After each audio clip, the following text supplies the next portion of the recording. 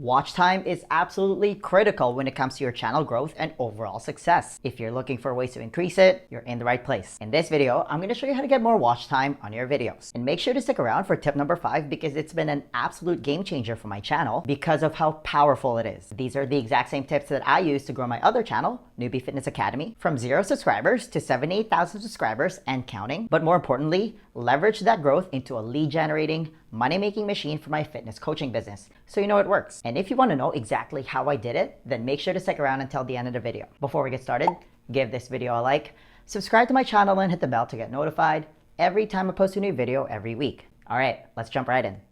If you're a brand new YouTuber, getting more watch time means you're gonna get to 4,000 hours a lot faster, so you can unlock the YouTube Partner Program and all of its amazing perks. For example, you can start letting YouTube run ads on your videos and start making AdSense money. It's one of the easiest and fastest ways to make passive income. But overall, YouTube watch time is absolutely critical when it comes to your channel growth and audience engagement, whether you're a brand new YouTuber or an experienced one. The good thing is there are proven ways to boost audience retention and maximize your views. The more views you get and the longer your audience retention is, the more watch time you accumulate. Number 1, this tip will always stay true and will trump any YouTube tip or trick out there. Make quality videos. When you're trying to get more watch time for your YouTube channel, it kind of goes without saying, but I have to say it anyway. You want to make high quality videos that people will actually want to stick around for. Make sure your content is actually good. In a perfect world, you obviously want people to watch 100% of your video. That way you get a 100% audience retention rate, but that's not always the case. In fact, it almost never happens. The average audience retention rate on YouTube is around 40 to 50%. Obviously, the closer you get to 100%,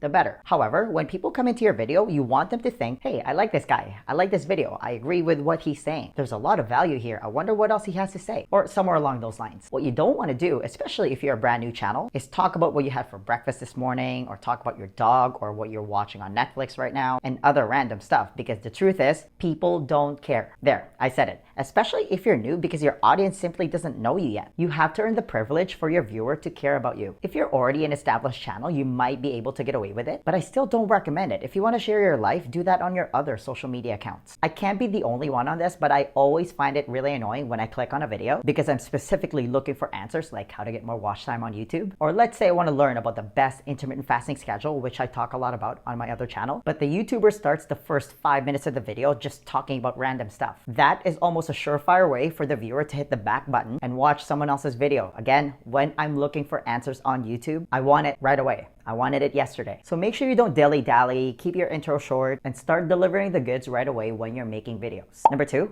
make your videos visually appealing. Do the little things here. Like if you just have a talking head video the entire time and you're talking in a monotone voice, like, hey, in this video, I'm gonna show you how to get more watch time, you're gonna put people to sleep. So how do you keep your viewers engaged? Assuming that your content is high quality, well, there's a few things you can do. First, you can use jump cuts. It's one of the easiest ways to break up the monotony of your content and make it more appealing, or at least change up the shot a little bit, and they're super easy to do. Just zoom in a little bit like what I'm doing right now. You obviously don't want to overdo this and zoom in and out way too much. You're gonna make people dizzy, and you don't want to come in way too close like this. I was watching a video the other day, and the YouTuber was following this jump cut tip, but she was doing it a little too much. But somebody in the comments was complaining that they can see up the YouTuber's nostrils, and it made me laugh. So I would zoom in around 10 to 15% max. It really depends how close or far away you are from the camera. Speaking of people commenting, and this is kind of worth mentioning because you need to know what you're getting into, you need to grow a thick skin on this platform. I love my job. I really do. I love being a full-time YouTuber. It's literally changed my life. I get to put myself in front of a global audience and share my story and my knowledge, which is awesome. You can literally reach anyone on the planet and potentially change their lives. But that also means that anyone with a Gmail account can comment on your videos. And sometimes people don't leave the nicest comments. In fact, people can be really mean. You're even gonna have haters, especially as your channel grows, because more people are gonna see your videos. I just block those people. Just know that when people leave nasty comments, it has nothing to do with you and everything to do with that other person. It's more of a reflection of themselves and what's going on in their lives. Never take it personal. If you get mad over some random keyboard warrior on the internet, you're giving that person all the power. Next, you can use B-rolls. B-rolls are videos you're overlaying on top of your video to help your viewer understand what it is you're talking about. They're easily one of my favorites when it comes to making your videos more interesting. I love it because you also get to show a little bit of your personality. If you watch any of my videos on either of my channels, they're usually filled with B-rolls. Sometimes I spend too much time adding them because I enjoy it too much, so I need to get better with that. You can shoot these B-rolls yourself, or you can use stock videos from a site like Storyblocks. I personally use ScreenFlow Stock Media Library. FYI, it's only available for Mac, and I pay a yearly subscription to access it. I love it because it's literally just drag and drop. They offer a free trial if you want to check it out. I'm gonna put a link in the description below. Next, you can also add music to your videos. A couple of general rules here because music is very subjective. Just make sure you pick the right type of background music if you choose to add them. For example, if your channel is all about career advice, let's say you're talking about how to prepare for an interview in your video, it might not be the best idea to add screamo music in the background. So just make sure you do some research before you add any background music. You also want to make sure it's not too loud. You're adding music to avoid dead silence when you're not talking. You don't want it to overpower your voice and become distracting. Also, don't use copyrighted music from your favorite artist. The YouTube algorithm is going to pick it up and your video is going to get flagged. You want to make sure you're using stock music. YouTube actually makes it really easy for you to do this. There's a full library of stock music you can download for free from the YouTube Studio under Audio Library. You can also add text. This is another great way to break up your video and keep your audience engaged. It also helps drive home an important point you're trying to make. But again, you don't want to overdo this to a point where it gets distracting, that your audience is basically just reading subtitles on your video. By the way, a lot of the things that I've mentioned so far can be done by even the most basic editing software. Again, I personally use ScreenFlow as my editing software because I do a lot of screen recording. I gotta admit, it's not the fanciest software. It's actually a little primitive compared to something like Final Cut Pro or other more expensive softwares. But I don't need fancy. I need one that works and is easy to use. And I've mentioned this tip in my other videos. This is especially true if you're just starting out. Try to bootstrap your business as best as you can. Just see what you can get away with. I shoot my videos using an older iPhone and a $20 mic. I don't have fancy lights right now. I'm shooting this video in front of a window. I use a simple editing software. Do you know what I mean here? By the way, if you haven't noticed, I use all these editing tips in this video. You gotta lead by example, right? Tip number 3, optimize your video. This is just good housekeeping in my opinion. You want to make it as easy as possible for people to watch more of your videos. What I mean by that is if somebody lands on your channel and watches one of your videos, that's awesome. If they watch that video all the way until the end, then they're obviously interested in what you're talking about. Your job is to make it as easy as possible for them to watch more of your content. Again, there's a few ways to go about this. YouTube created certain tools in the YouTube Studio for you to use to improve your video. Take advantage of them. I'm always flabbergasted when I see other YouTubers not use these tools. It's like they don't want their channel to grow, but hey, you're not one of them. First, use your end screen wisely. You want to make sure you're recommending specific videos in your end screen or even a playlist you created. You also want to make sure you're adding a best for viewer slot as well. So you personally get to recommend something you think is relevant for your viewer. You're also letting YouTube use its algorithm to predict what the viewer is most likely to watch on your channel. In either case, they'll either take your recommendation, but you also have the best for viewer YouTube recommendation that's pulled right out of your channel as their other option. Either way, they'll stay on your channel and watch more of your videos, which means more watch time for you. It's a win-win. You also want to put a subscribe button on your end screen to make it that much easier for your viewer to subscribe, just in case they haven't done it yet. Also, bonus tip, give them a call to action just like what I have here. Again, you want to make it as easy as possible for your audience that the next most logical choice for them is to just do it. Next, pin your comment. As the owner of the channel, you have the option to pin a comment. So pin your own comment. You can simply say, hey, if you enjoyed this video, you can watch my entire series all about this topic. Just click on this link. You can direct them to a playlist or you can just recommend a single video. When you pin something, it always stays on the top of the comments. So if somebody watches your video and they loved it, they'll usually leave a comment and share their thoughts. Or at the very least, they'll scroll down and read the comments to see what other people are saying. So if you pin one of your comments and they enjoy your video, they'll see more recommendations from you and they'll most likely watch more of your videos. More watch time for your channel. Next up, populate your YouTube cards. YouTube cards are those little things that pop up at the top right-hand corner when you're watching a video. You can use it to get people to watch your other videos. Just make sure though that you're using cards at the last 20% of your video. You don't want to put them at the beginning because you don't want to drive people away from your video because they're leaving for that card that you recommended. You're going to ruin the performance for that current video that they're watching because you're getting them to leave to watch your other video. Do you know what I mean? Lastly, use your description box. It hurts me whenever I see a blank or mostly blank description box whenever I watch a video. YouTube gives you 5,000 characters to fill out your description box. This is prime real estate on your channel. Use it. Don't overdo it, obviously, and put links to all your videos. You're just going to overwhelm your viewer and they're going to end up leaving. Just put links to specific videos you might have mentioned or links to relevant videos they might also be interested in watching. Again, this is all just good housekeeping. By the way, if you want to optimize this process, and you should, you can use an awesome tool called Tubebuddy to create presets in your description box, as well as card and end screen templates. You just save so much time when you create these presets. Tubebuddy also gives you access to its thumbnail generator, so you can easily create custom thumbnails, as well as its mighty powerful keyword research tool. If you're a new channel, the fastest way to grow is to create search-based content. You want to create content that people are actually looking for. You can use Tubebuddy to find those keywords. It's a free tool, but it also gives you the option to upgrade to its paid version if you want access to more bells and whistles. It's literally the only tool that I use for YouTube. If you don't have it yet, I highly recommend that you get it. Just go to tubebuddy.com/Carlo Macapinlac. You can also just click on the link in the description below. See what I did there? Tip number 4, deliver on your promise. This is just good business in my opinion. I'm gonna create a separate video about the art of creating an attention-grabbing thumbnail and a captivating title, but however way you're putting them together to grab somebody's attention, to get them to click on your video, whatever it is you're promising, make sure you actually deliver on it, because your video thumbnail and title create the expectation of what your potential viewer will get if they click on your video over someone else's. If you meet and even exceed their expectation when they watch your video, guess what? They're probably gonna stick around longer and watch your other videos. What you don't want is for your viewer to get to the end of your video feeling unsatisfied. This is usually when people think to themselves, what the heck did I just watch? That was garbage. Nobody wants to feel like they just wasted their time. Tip number 5, my favorite, create an open loop. If you do this properly, it can single-handedly keep your viewers interested in your content for the entirety of the video. That's how powerful it is. You're taking advantage of a little brain psychology when you create an open loop. So how do you do this properly? You want to create a captivating hook to pique your viewers' interest at the beginning of the video. It's as simple as asking the viewer to stick around until the end of your video, or to stick around longer because you're promising something valuable in return. You can tease them with a free piece of content, or maybe your best tip just happens to be at the end. You can even do both. If your hook is compelling enough to create an open loop, the brain is naturally going to want to satisfy it and make the viewer stick around until the end of the video for the thing you're promising to close that loop. That's what I did at the beginning of this video.